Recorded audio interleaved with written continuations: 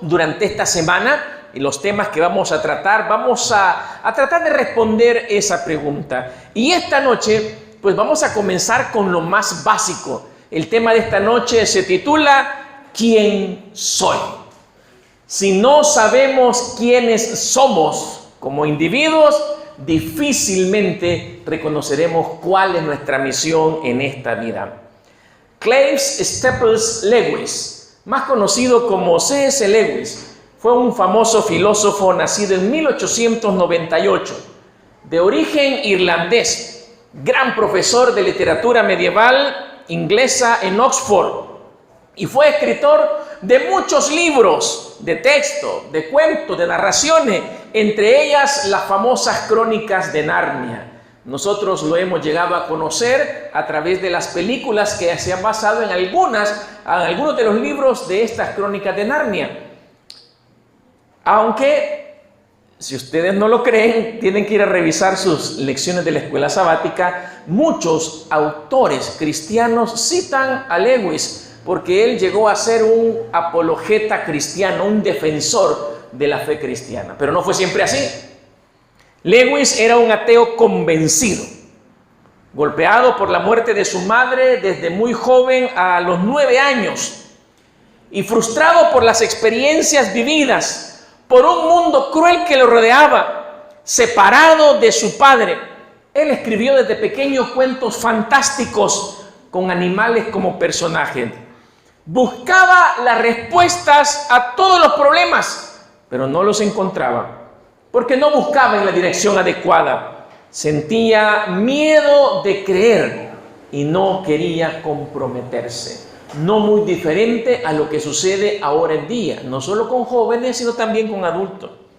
Él escribió en alguna ocasión: si me piden que crea que todo esto es obra de un espíritu omnipotente y misericordioso, me veré obligado a responder que todos los testimonios apuntan en dirección contraria, en referencia a las cosas malas que él miraba en el mundo. Lewis se sentía cómodo en su ateísmo, aunque en una ocasión, él como ateo, dijo que se sentía enojado con Dios porque no existía.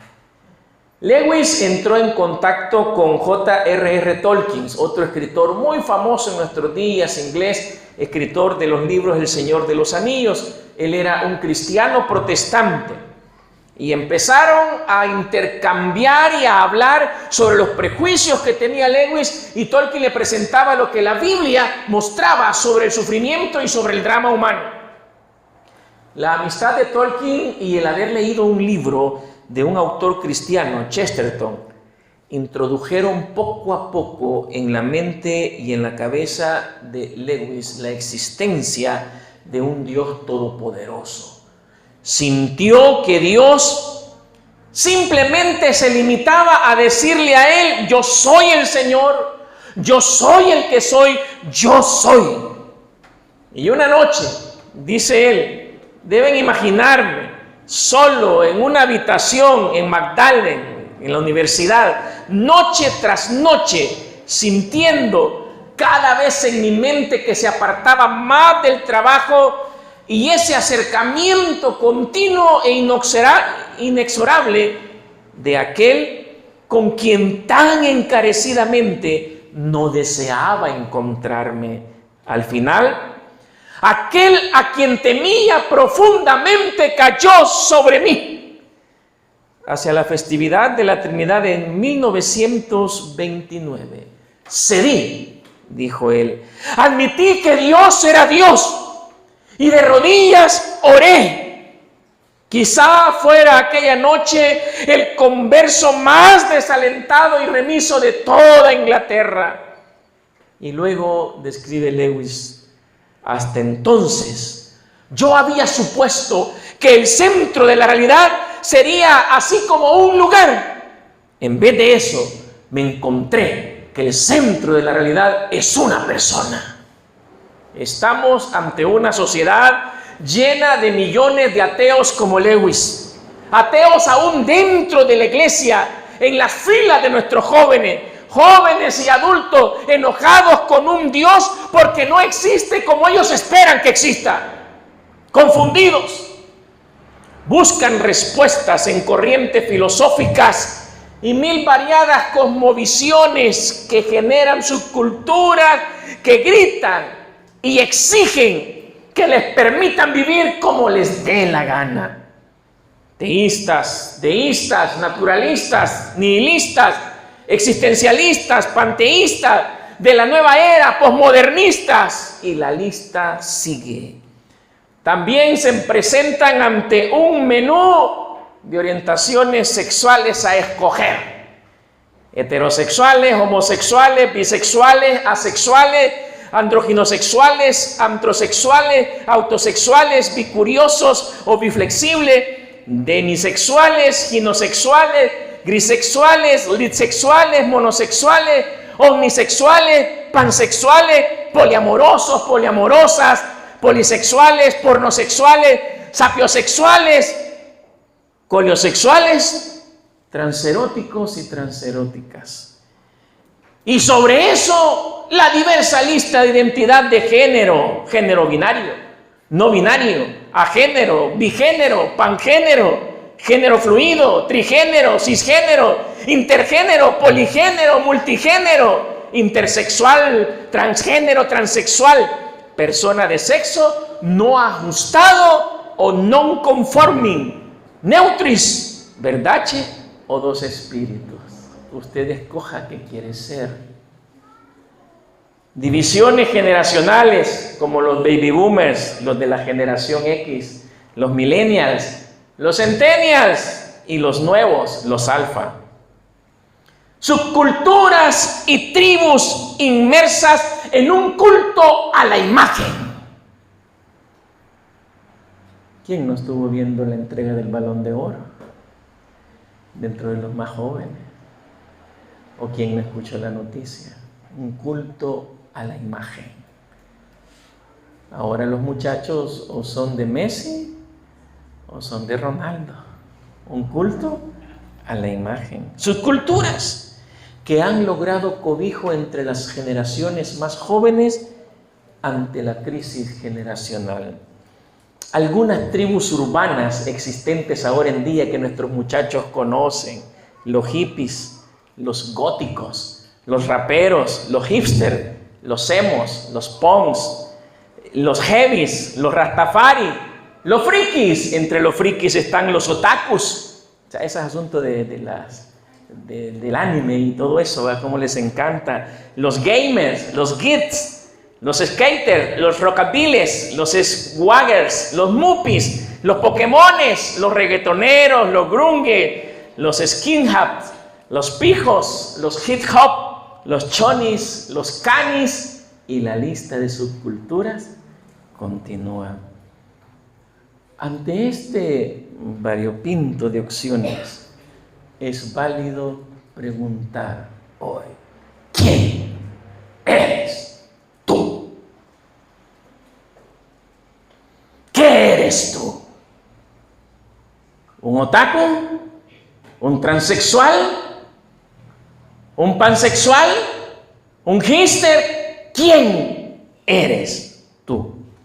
¿O simplemente eres un pobre confundido que no encuentra lugar en esta enorme tribu que llamamos mundo?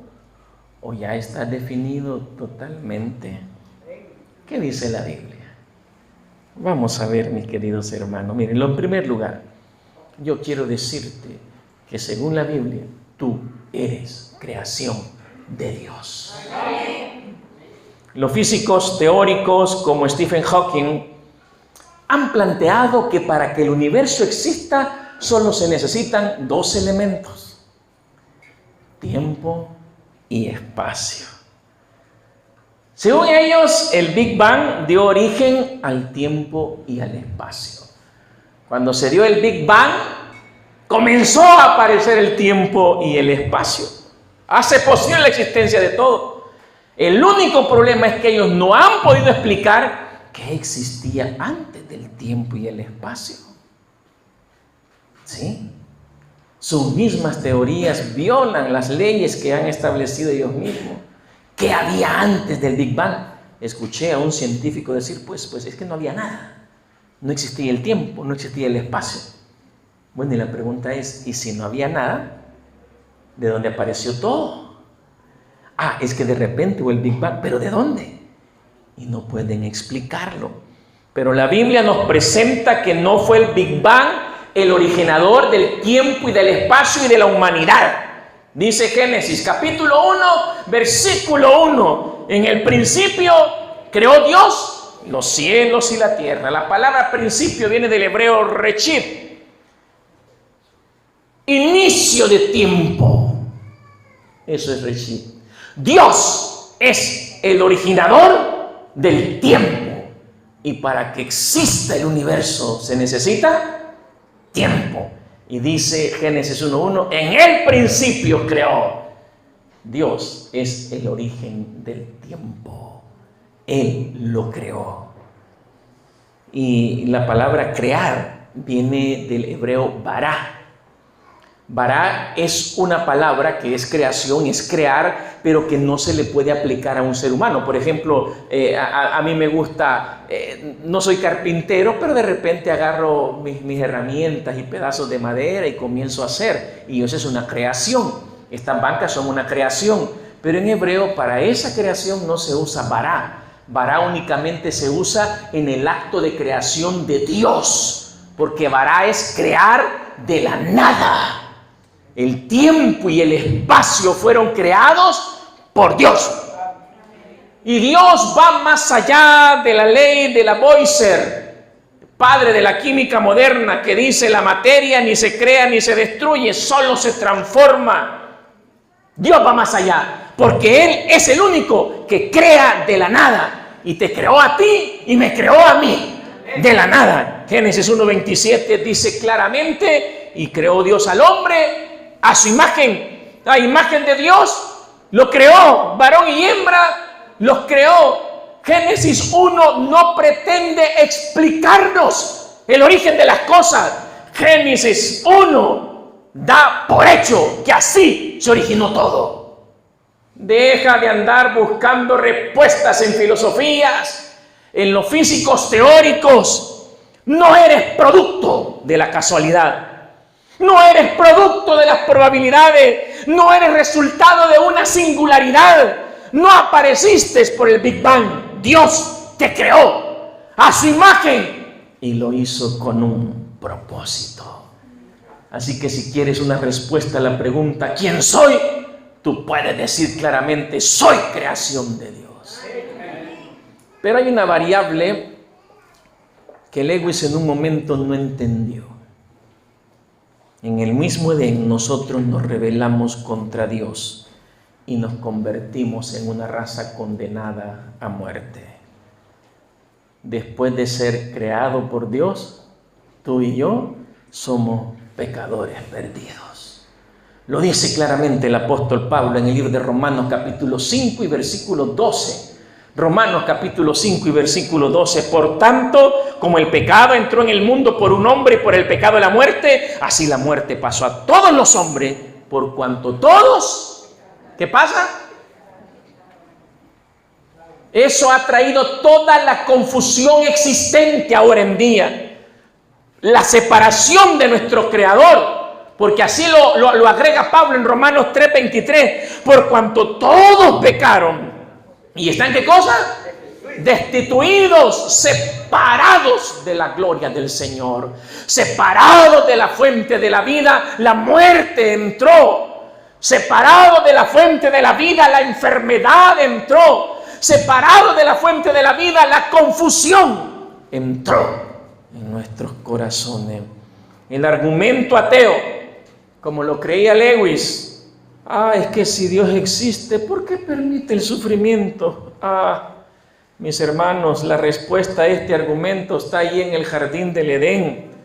Cuando nos alejamos de Dios y por nuestra decisión entró la muerte y por nuestra decisión entró el dolor a la raza humana. No fue Dios. Eres un humano perdido por tus propias decisiones. Dios no creó homosexuales, como ahora lo quieren dar a entender algunos. Dios no creó borrachos. Dios no creó drogadictos. Dios no es el creador de ninguna de las subculturas que pretende seguir.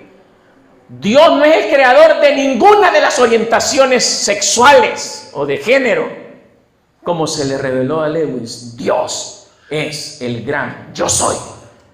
Él es el creador. Así que ya dijimos, ¿quién soy? Bueno, primero soy creación de Dios, hecho a imagen y semejanza de Dios con un propósito. Pero nos alejamos de ese propósito y ahora somos pecadores perdidos. La condición ante la cual nosotros estamos es nuestra propia decisión. Hay muchos jóvenes. Yo presento una estadística que es fría, horrible. Alrededor del mundo, la cantidad de jóvenes que se suicidan duplica a la cantidad de adultos que se suicidan. Usted me puede decir, ay, pero que estos hipotes, ¿qué problemas van a tener? Que no sé qué, que no sé cuánto. Se suicidan el doble de lo que lo hacen los adultos. Simplemente no tienen razón de existir y dejan de existir. Y todo eso tiene su origen en el pecado. Hay un influencer en internet español que él presenta la diferencia que existe entre la gente de la generación X, su servidor, y todos los que somos antes de los 80, entre los 60 y los 80 somos generación X, entre los millennials que nacen después de 1980 y los centennials que nacen después del 2000. Y es interesante que este influencer, él presenta a los centennials como personas que viven inmersas en... ¿Cuál es la palabra? ¿No es lo que es antes de la depresión? Ansiedad. Y todo es ansiedad, y todo, y es miedo, y es llorar, porque no tienen razón de existir. Simple y sencillamente, porque se olvidaron que son creación de Dios, y han creído que el único momento de existencia para nosotros es la de pecadores perdidos. Pero te tengo una noticia. Hay una oportunidad de rescate. Romanos 6:23 lo conocemos, porque la paga del pecado, más la dádiva de Dios, el regalo de Dios, ¿qué es? Es vida eterna en Cristo Jesús nuestro Señor. Dios es nuestro Padre por creación, pero lo abandonamos y ahora Él quiere ser nuestro Padre por redención. Dice Isaías 43:1, ahora así dice Jehová, creador tuyo, oh Jacob, y formador tuyo, oh Israel, no temas. Ay, Señor, pero nosotros te abandonamos, nosotros somos pecadores perdidos. No temas, dice el Señor. Deja de sentir ansiedad, deja de sentir depresión, deja de sentir sentimientos suicidas. No temas, porque yo te redimí. ¿Eres un pecador perdido? Sí, porque la paga del pecado es muerte, pero yo te redimí. Morí por ti en la cruz del Calvario. Tu nombre está escrito en mis heridas. Te puse nombre. Ahora me pertenece. Dice el Señor, mío eres tú. Puedes volver a mí. Regresa a mis brazos. En este mundo no hay tanto donde desviarse, queridos jóvenes. No creas tú que esta opción. No. Aquí este mundo es sencilla la vida. O eres de Cristo o eres del diablo. ¿Entiendes? Decía un anciano en mi iglesia.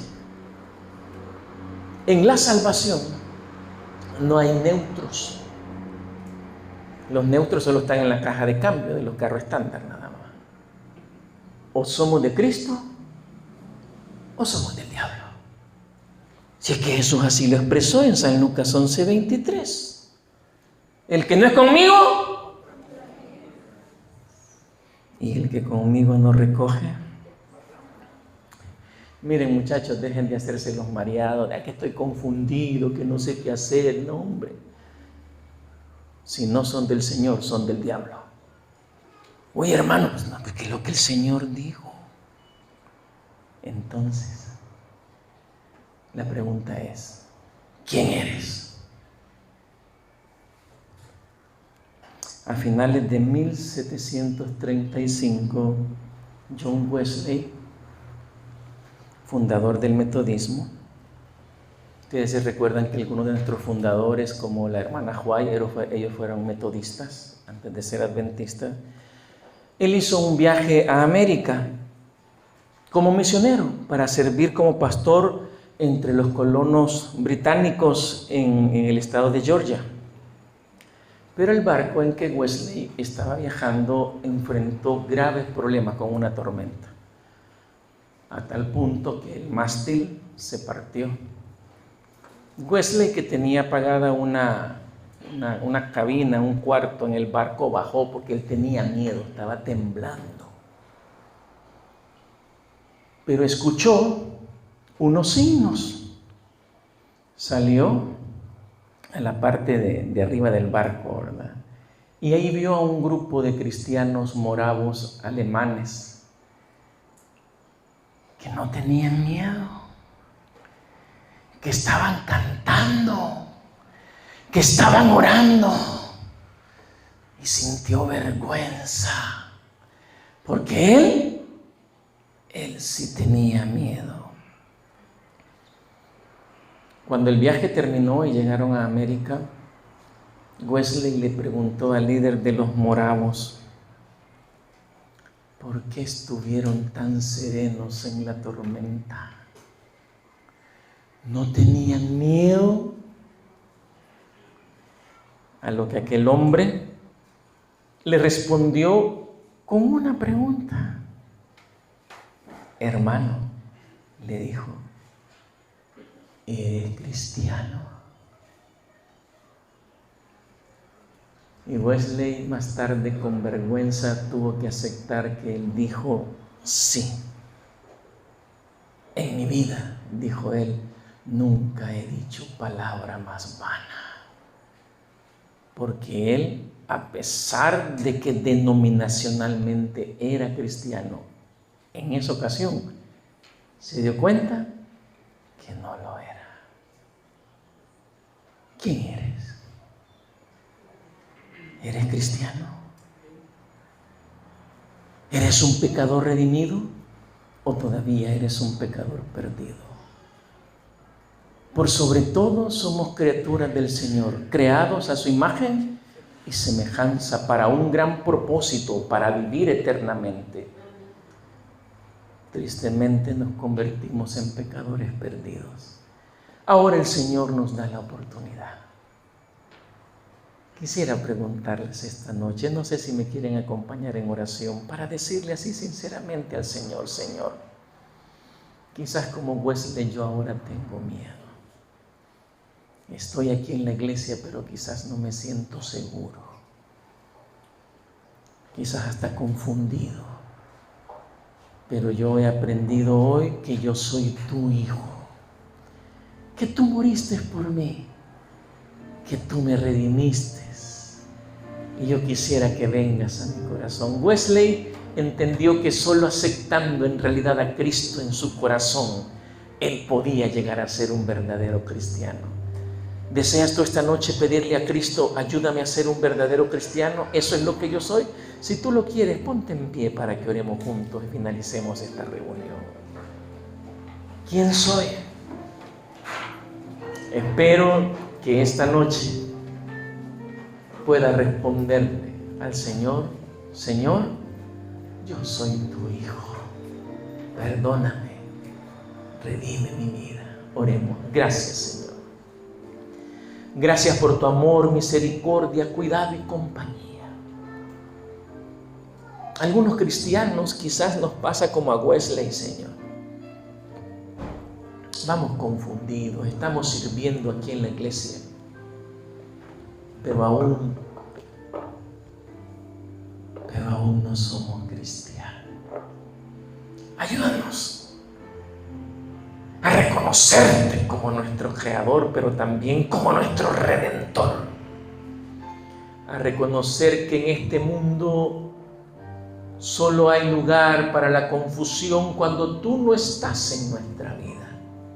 Jesús, ven a nuestra vida y redímenos. Gracias por tu misericordia.